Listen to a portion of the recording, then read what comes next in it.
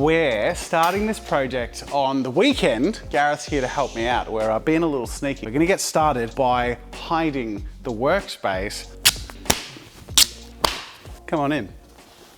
What am I doing and why am I calling it Operation Tahiti? 8 years ago, my wife and I spent a month in Tahiti. So we had a lot of fun, like snorkeling and doing lots of stuff. I got to spend my time drawing and doing whatever I wanted, and I built a world. Specifically, this world. This is the world of Sunda. I'm gonna take my world map, turn it into a world.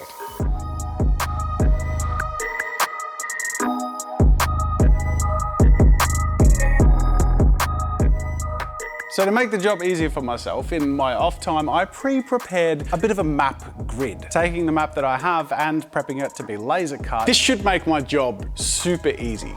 The water trace will cut the layering back.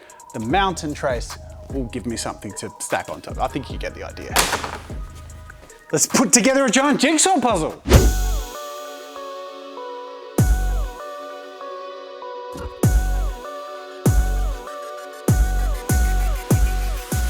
I find every step in the terrain and board building process super fun. Starting off with this stage, the sort of roughing and blocking things out, especially when I have a nice big hot knife to use. It's like carving through butter, really satisfyingly shaping together the undulation of the board.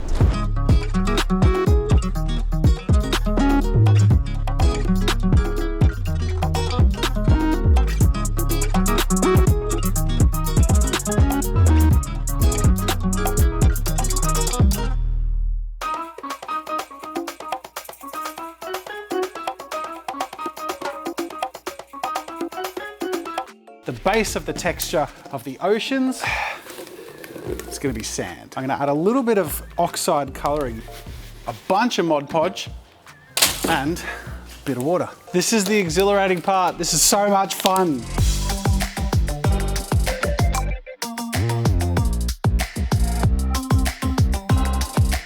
So this stuff, Sculpt-A-Mold or modeling compound, this is primarily gonna be what is gonna make the mountains happen. And I'm gonna make up quite a lot of it because I'm gonna do the whole board's mountains. That looks about right. Bunch of green and a little bit of red, not a lot. Yeah, see? Who needs measurements, huh? All right, this is it. This is the last thing I'm doing today because it's gonna set overnight and everything will fully harden, then we can do the really fun stuff.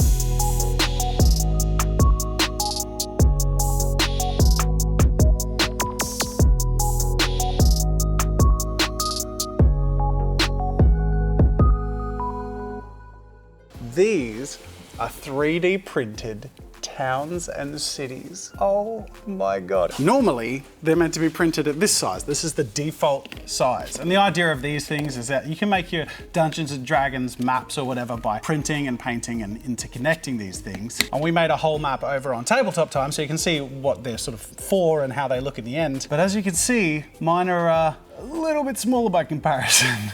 And this is where I've tried not to bother you guys with how giddy I am about the fact that I'm bringing my own world to life, because every detail of this place is something that I have in my head. They're real places to me, and I'm actually putting the towns in. They have names, things have happened, and I love it. But suffice it to say, if the thing I love about making stuff and creating art is bringing worlds and stories to life, this is the kind of project that I just get really excited about. All right, so I think I've put pretty much most of the stuff down. This has been the most tedious bit so far, but I have actually matched my game map and all the towns to this map, which is really, really satisfying. But then when we get outside this area, I actually haven't planned where towns go. I know that this is Phoenicia and it's sort of, you know, a little more coastal. There's gonna be a lot of vineyards and rolling hills and lush greenery and all this stuff. Over here, this is the desert civilization. So they're sort of following along the water path for a trade route, a big coastal city and a big trading city over here with these mountain people. Oh, I'm having so much fun.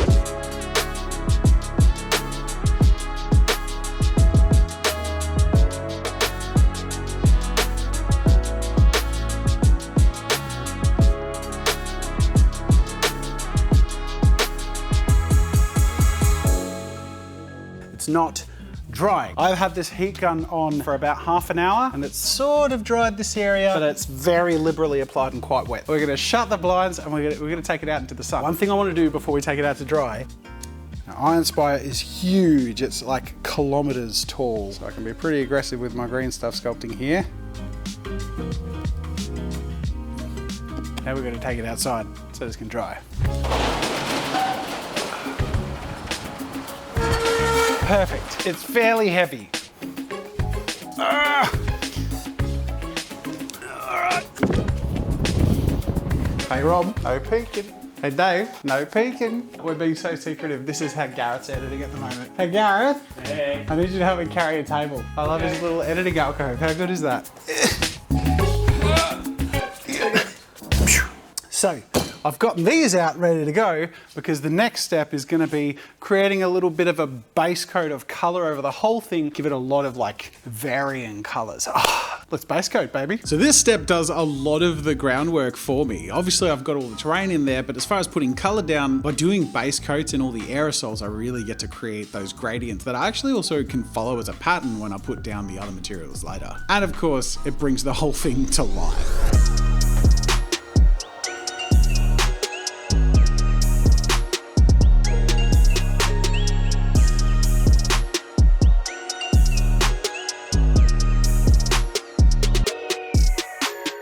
Now that I've put down the sprays, it looks a bit washed out, a little bit flat because we lose, I don't know, some of the depth in the crevices. So I'm gonna create a little bit of a wash using just some water, bit of black paint, bit of green, bit of red. In theory, this will create a nice dark brown earthy wash. But I think this will add quite a lot of depth very quickly.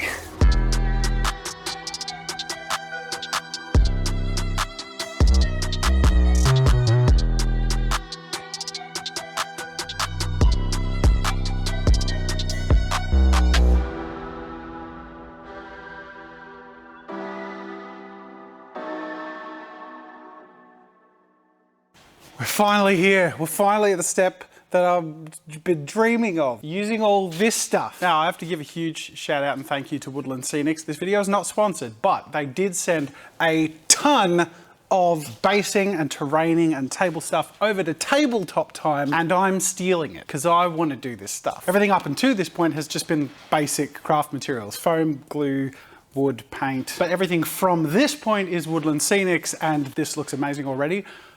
But just you wait. Just you wait. I knew it. I can't. It's low hanging fruit. Just dangles there. This is the step I always look forward to most because it makes the biggest change so quickly and with real minimal effort. And on top of that, I'm going to be honest, this takes me way back to my childhood. My dad used to make model railroad dioramas, and that's probably in large part where my interest in, you know, Warhammer and tabletop gaming came from. But just the smells and the textures and the feel of just putting this stuff down really just takes me back to learning and discovering that I loved this hobbying when I was a teenager. And it just is so satisfying to watch come together.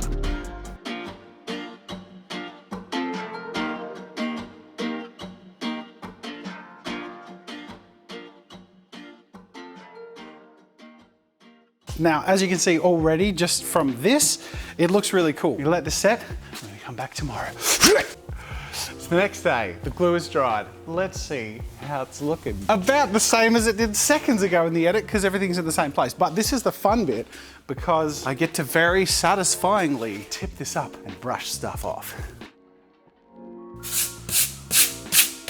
It's done an awesome base coat. Now it's just moving on to like details and features, which is super cool.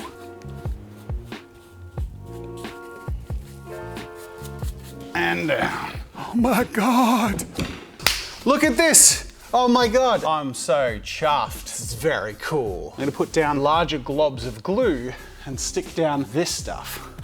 Coarse turf. So this is much more coarse, as you can imagine, than the other stuff. And in the context of this scale, in groups sort of glued to the board, sort of clustered, it's gonna look like large forest areas. It's gonna be awesome. I wanted this continent, this board to feel massive, and this was the step that really did that. The texture of the forests and the trees, adding the snow-capped top to the mountains. This really was the fine-tuning step that gave the vibe that I was really after, which was frankly, you know those information center, like tourist map things that are like a tiny diorama representation of the place you're at? I wanted this to feel like that. Like you're looking at a place that is a real place, a world that exists in my head.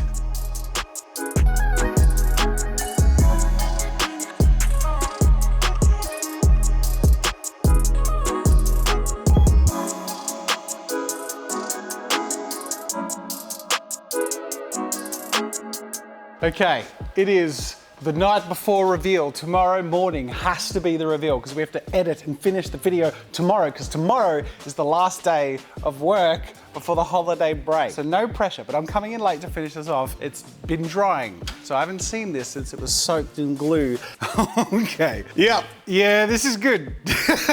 I love it. This is gonna look so good in the reveals. I'm so stoked. And there is, I think, literally one thing left, but it is the most high pressure, intense and scary thing, the water. If I don't seal it perfectly, it's gonna leak everywhere and ruin the peak. I could have got the coastlines or the levels wrong, or they could warp during construction, which could mean that water could end up all over the middle of an area or too low in some areas, which could ruin this step could ruin the board. So I'm a little scared, and it's 9:30 at night. So I'm in for a late one. And I don't know if it's gonna cure by tomorrow, which is when the reveals are, which could ruin the board. Do you know what? I'm just gonna do this, and I'm just, just cross your fingers for me, because I'm feeling heightened right now.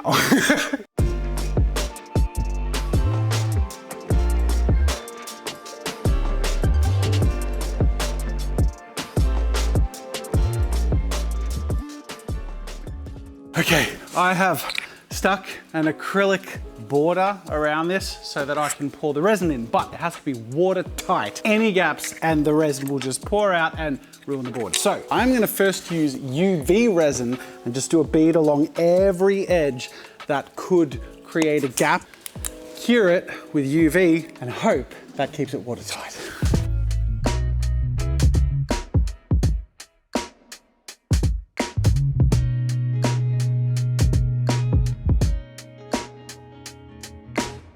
I'm mixing in Prussian blue alcohol ink to give it that oceanic color.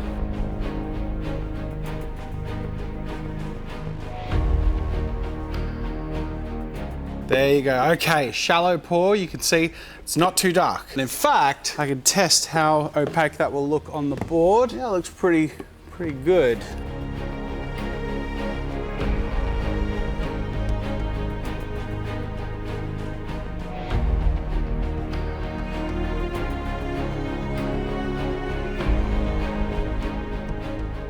I thought I might have mixed too much, but it turns out I barely mixed enough just for this one side of the board. And this is the shallow side, like this is the smaller body of water out of the two. The water is looking glassy and very nice. I'm loving that sense of depth. The ink is sort of resting in the lowest areas, which is making it look super deep. You can also see like the edges on the inside of the water. Oh, this is gonna be really cool. I'm just hoping that this side works well as well, and that I can match the color.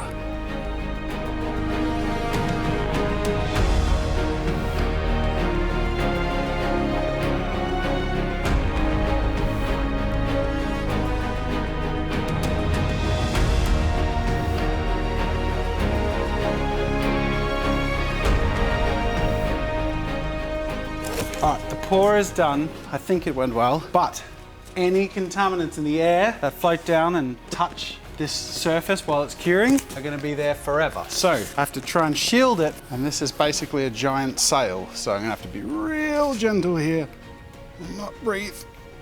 Oh my God, I think we're good. Good morning. I was here late. I just want to see if it's set. I'm just gonna touch and see if it's touch dry. Touch dry. It's a little tacky to the touch, but I think that's to be expected. It's not ideal to take this off because I still don't want any contaminants to get on the surface, but I do have some final touch-ups to do on the board before the final reveal. So I also don't know how the ink settled in the pour. How's it look? Oh, that looks pretty good. Okay, and all I want to do is fill the rivers, maybe touch up the little towns, and we've got a world. Look at that, isn't that cool? All right, I'm gonna hopefully take the edges off.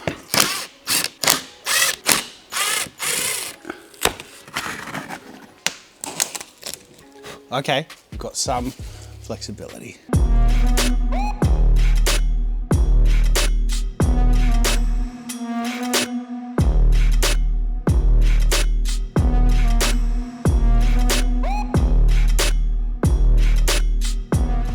I am recording this wrap it all up in the heat of the last day of work. We are way close to the line. I worked until 2 a.m. last night. Gareth came in at 7 in the morning to get this video done, to get this project done. Why have I signed up for this to wrap up the year when I could have or should have done a reaction video or something much, much simpler? Well, honestly, because in my mind I had 3 days to do whatever I wanted, or more specifically, something I really care about. And I really care about this world that I started building 7 years ago and has over time, and more recently with my friends on Tabletop Time Roleplay, been shaped into something I treasure. And I wanted to make something that represents that and share it with you. So to show this off in all its glory, I hope you'll bear with me as I intro the world of Sunder to you in a dramatic storyteller voice with some epic swooping shots. 782 years ago, King Grayson banished all competing tribes and clans from the land he claimed as his own. The nation of Greydale was born, and has since reigned as the supreme military and trade power over the continent. But those banished fledgling tribes has since survived, and even flourished in their various territories. Far to the east across the glimmering sea, Phoenicia has become the land of culture and plenty. It's now a matriarchal society rich with art, wine, and knowledge, and has deep roots throughout other nations, as Phoenicians have ventured out offering their services and skills in exchange for what they value above all: knowledge.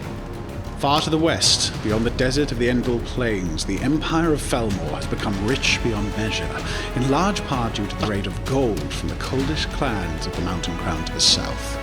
Their cities sprawl with towering structures of sandstone and concrete, and even common Phelan citizens are adorned in silks, gold, and fine Phelan glass. The Phelan have bred their own slave race from the prodigy of the giant cold from the Mountain Crown, a breed they call the Phelancull. Handled like livestock, the average adult Phelancull stands between 7 to 8 feet tall and is heavily muscled and responsible for building Felmore's greatest structures, sustaining its agricultural efficiency, and are now rumoured to have become the most imposing military force in all of Sunder. Despite these challenges to power, Greydale stands strong in large part due to the unrelenting loyalty of its people to the King Rendrick III, who reigns in the capital, Ironspire, the city named after the colossal structure at his helm that pierces the sky and casts a shadow over the land every day when the sun rises. All right, here you are.